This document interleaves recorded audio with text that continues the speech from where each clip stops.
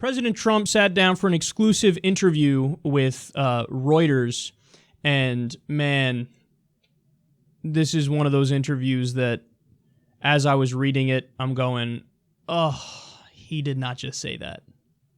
Yeah, he said it. He said it. So you guys know me. Usually when we talk about politicians, I'm focusing on policy the overwhelming majority of the time, because to me that's what really matters. I think sometimes it gets a little hacky when you talk about whatever comments that they make that are just not necessarily related to policy. I think that's like lowbrow political commentary. Like he said, she said nonsense is largely irrelevant.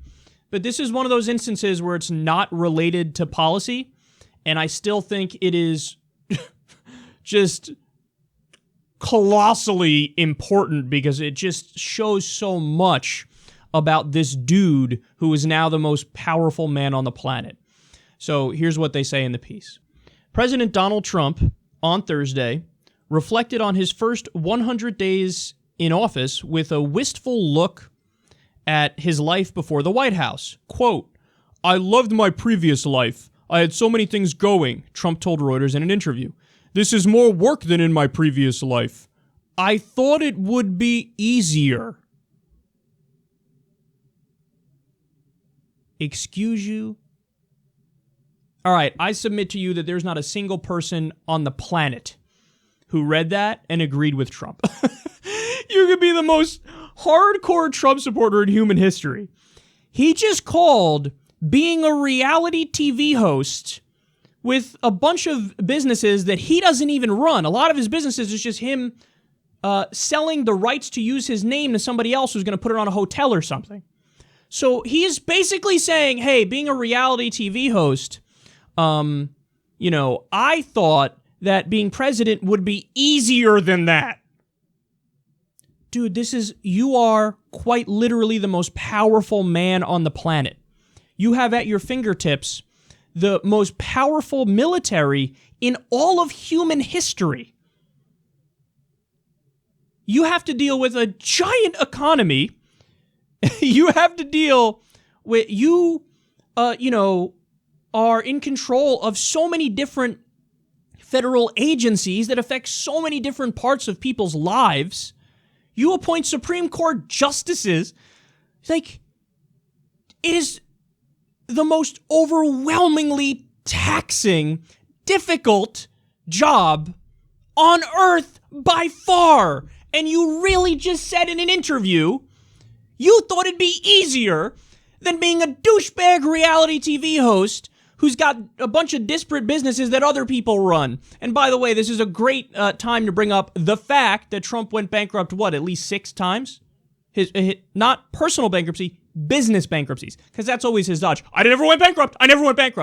Yeah, dipshit, we know you never personally went bankrupt. Your businesses went bankrupt. Remember Trump Vodka, Trump Steaks, Trump the board game, Trump Mortgages. The idiot set up a mortgage company right before the crash.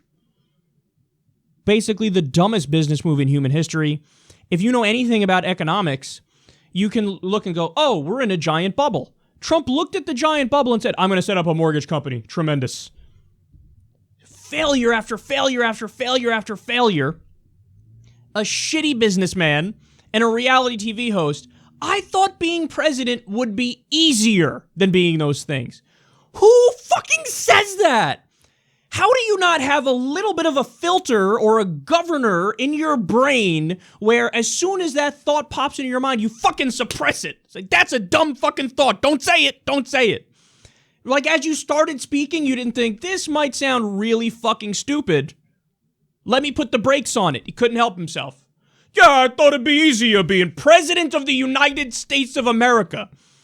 Which, unfortunately, is a little bit like being world emperor at this point in time with our 800 military bases all around the world. Come on, man. Come on, Don. Don, who the fuck says that? I can't. This is wild to me, man. That's fucking wild to me. Okay, let me give you more because, believe it or not, it gets even sadder. It gets sadder than that, what I just told you. More than 5 months after his victory and 2 days shy of the 100-day mark of his presidency, The election is still on Trump's mind. Midway through a discussion about about Chinese President Xi Jinping, the president paused to hand out copies of what he said were the latest figures of the 2016 electoral map. Here, you can take that. That's the final map of the numbers, the Republican president said from his desk in the Oval Office, handing out maps of the United States with areas he won marked in red. It's pretty good, right? The red is obviously us.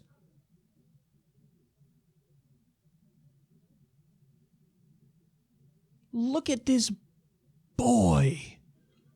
What a little boy. You're still focused 5 months ago. What do you do? What is that? You're having a conversation about world leaders and policies. Like, yeah, anyway, so I had my staff, my secretary, tremendous secretary, incredible secretary, one of the best secretaries. I had them make this map for you so that you can see the areas that we won in the previous election. The red is the areas that we won, and so we did pretty well. There's a lot more red areas than blue areas. So this is how big our victory was. It was tremendous, I have to tell you.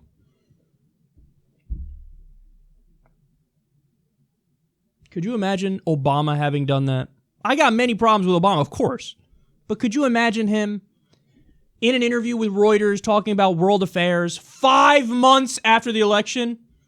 I just want to pause and I just want to show everybody just how decisive our victory was over Governor Romney. Here's a map of that. And isn't it? It's nice, isn't it? Go ahead, you can say it. He wouldn't do that because a child does that. And how much does it eat away at Donald Trump at night that he lost the popular vote? He probably can't sleep. He's probably, oh God, the popular vote. Oh God, oh no. Well, I don't have a problem down there, believe me. Let me just tell you. He said that in the debate. I mean, come on, man. This guy is so overwhelmingly, massively, incredibly insecure that you're wearing it on your sleeve, man. You're wearing it on your sleeve. It's like the boyfriend who gets broken up with, and he keeps calling his girlfriend like, just tell me what I did wrong. You're doing it right now, son. You're doing it right now. This is it, Don. He's like, I don't understand why people mock me. I'm tremendous, believe me. 'Cause look at you. Look, you say shit like, I thought it was going to be easier to be president of the United States. That's one of the fucking dumbest things I've ever heard. That's something only somebody with the low IQ could say. I mean, if you can't stop, don't say that. That sounds really bad. If you can't bring yourself at that, then you have a low IQ, and then when you're fucking, see, I won by a lot. It's 5 months ago. You know how many things are going on in the world right now? Oh my God. Are you kidding me? Civil war raging in Syria. You know, the Taliban controlling 40% of Afghanistan, all these, North Korea and that situation, you guys are escalating with that and putting us on the brink of war, fucking, half the country makes $30,000 a year or less, a giant healthcare disaster. You got all these, climate change, you got all these serious problems. Jack boy here is like, look how much I won by. It's good, right? See, that the red is where I did well. You're gonna pat me on the head? By the way, that's what it really comes down to. He pretends like, especially when he's giving his rallies, because he's in front of regular people at the rally. So what does he do? I'm the champion of the little guy. I'm with you guys. Oh yeah, the establishment. We don't need the establishment. We don't need Wall Street. The media, most dishonest people in the world. Puh. That's what he says when he's in front of that audience. Because he wants love from that audience. Well, guess what? Most of the time now, he's in the White House in his inner circle. He's surrounded by Goldman Sachs executives who are in his administration. He's surrounded by ExxonMobil's CEO, his Secretary of State. He's surrounded by establishment Republicans left and right. So guess whose love and adoration he's going after now? Them. You know who else's love and adoration he's going after now? The media. All the establishment press that he railed against. Now he's like, all I want is them to love me. That's what this really boils down to. You know, he's fishing for compliments. Look, see the red, tremendous. I did well, right? Pat me on the head and tell me I'm a good little boy and then give me a cookie. Look, again, I hate making arguments that are not policy related, but this is just such a clear example of one where it makes sense to bring it up. He's just unfit. Like, he's not fit to be fucking president.